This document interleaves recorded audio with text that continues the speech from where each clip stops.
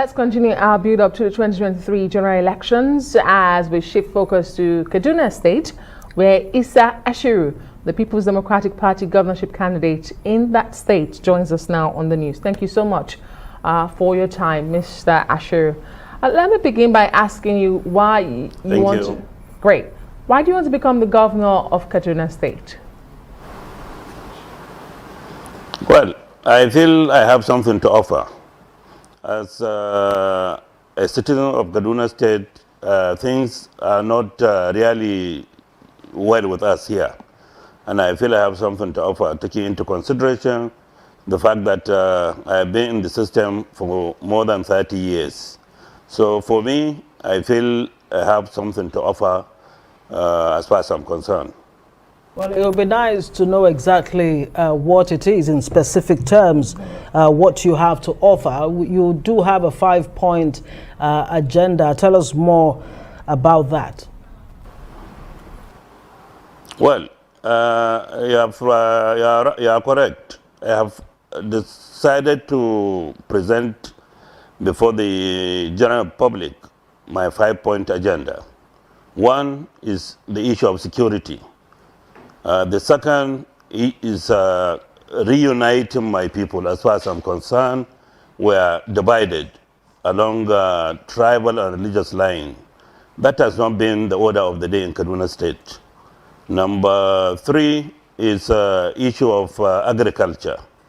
Agriculture is the largest employer of labor. And for me, the battalion of youth that are roaming the street can be better managed when you send them back to the farms. We can go, one, through the agri-development projects where irrigation system then were functional.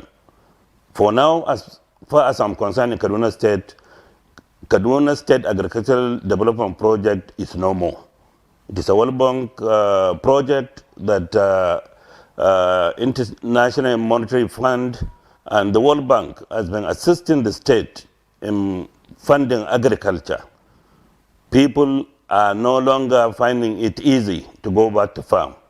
So on security, we'll make sure that the approach we know right from birth is what will return.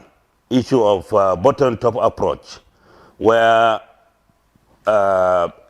citizens report to the appropriate authorities. In those days, we normally channel our complaints through the traditional institutions. I'm sure the present situation in the state has bastardized the traditional institutions, where the traditional rulers have been reduced to a level that is really disappointing. We have vast land without anybody managing it. And these criminals have succeeded in occupying these territories. And given the opportunity, will take drastic measures to make sure that the traditional institutions are really return to their respective domains. All right. So they will get this mess off us. Yes.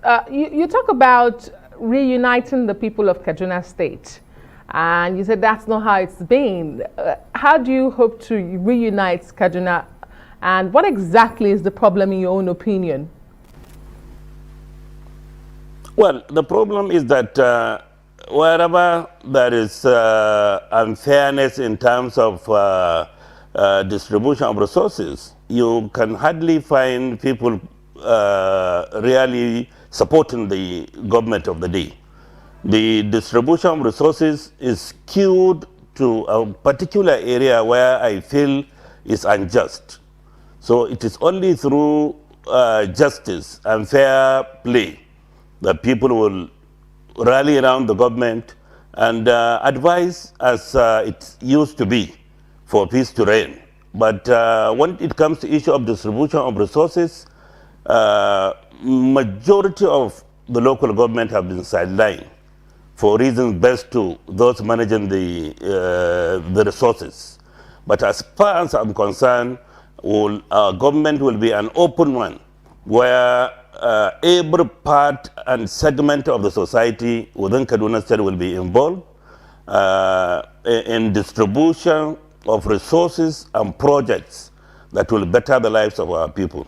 And that thing is not going to be a big deal. We have been in the system, and we'll do our very best to make sure that the right thing is done for peace to reign.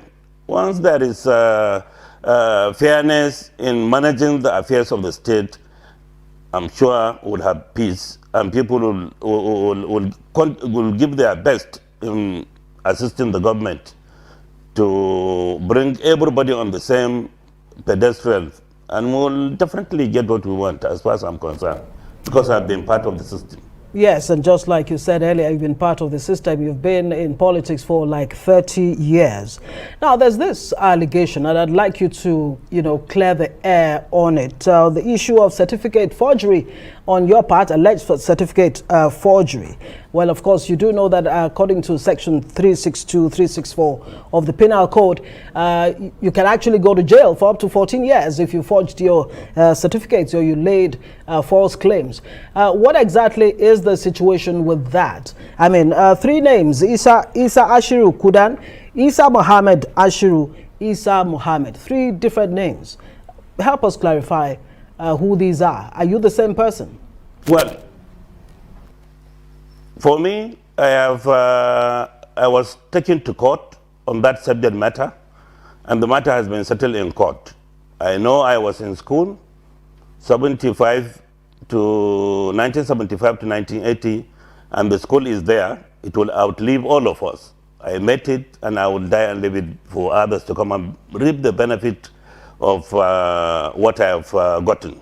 But for sure, the matter, I was taken to court on that matter, and the court has decided, has taken a decision. It has decided in my favor, and penalty was awarded, and they paid me ₦1 million for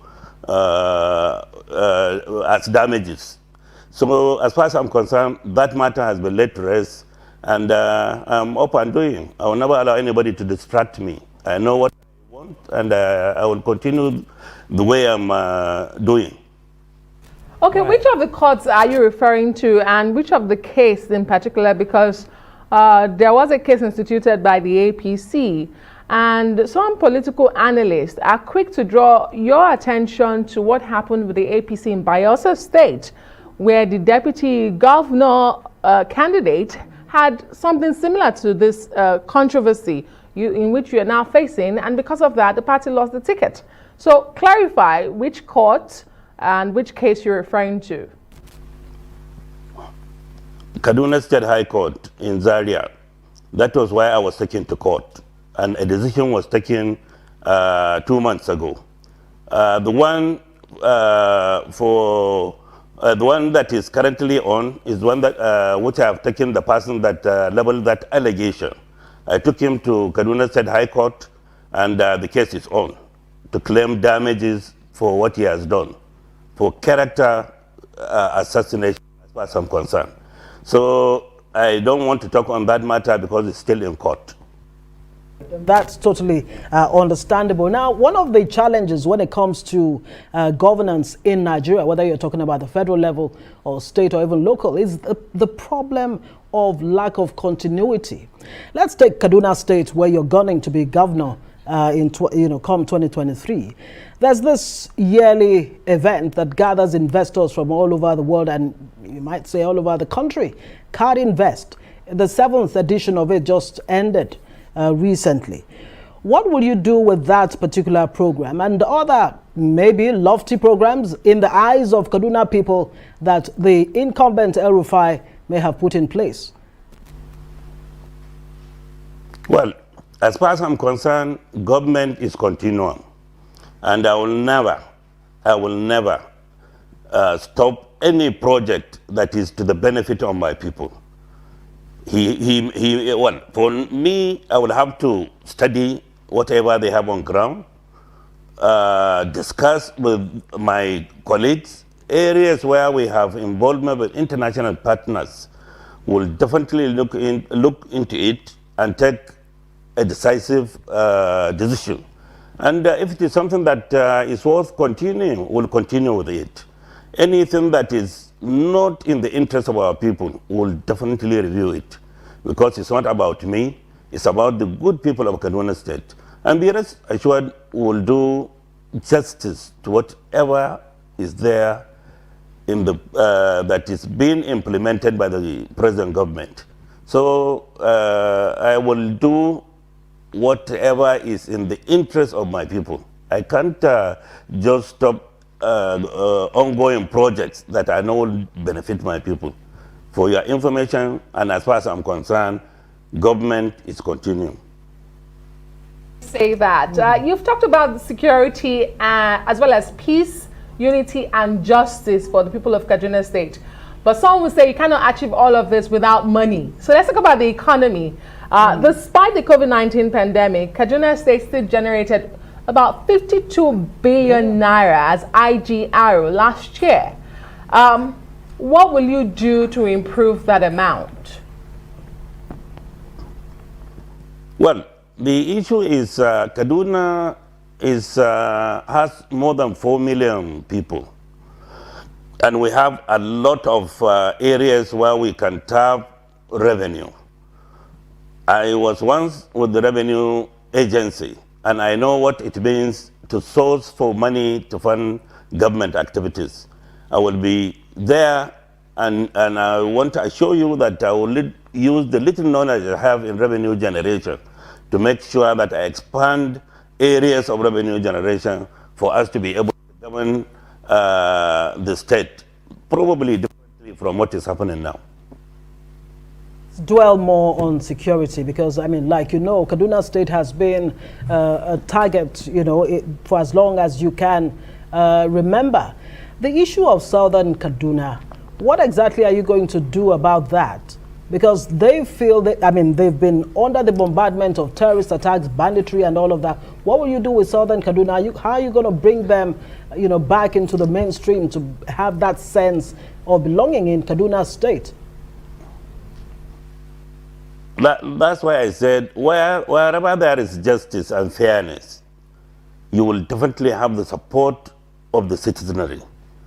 We have had these problems in the past for communal clashes and religious clashes, but it was managed during McCarthy administration, which I was part of, 1999-2007. And we had cause to have created avenues where we brought those affected communities together. We had a religious harmony committee, tribal and religious group were brought under one umbrella. They advised government reasonably and suggested solutions to problems, particularly in the southern part of the state. And we took those decisions, and peace was restored in the southern part of the state. For me, issues that affect security has gone beyond government. Whether somebody likes it or not, people have a role to play. Like the police used to say, security is everybody's business. So for me, once you have the right person, somebody that can reach out to the downtrodden, a lot can be generated in terms of ways and means of resolving conflicts from amongst us. And it's something that is doable. All you need to have is a committed leadership, a listening leadership, and somebody that can bring all and sundry under one umbrella to discuss issues that affect the generality of our people. And once you have that, you have a smooth path to development. When there is peace, a lot of things can be achieved in terms of development. Absolutely. There's no better place to live it. That is doable. Thank you very much. Issa Ashiru is the PDP gubernatorial candidate in Kaduna State. Thanks for joining us.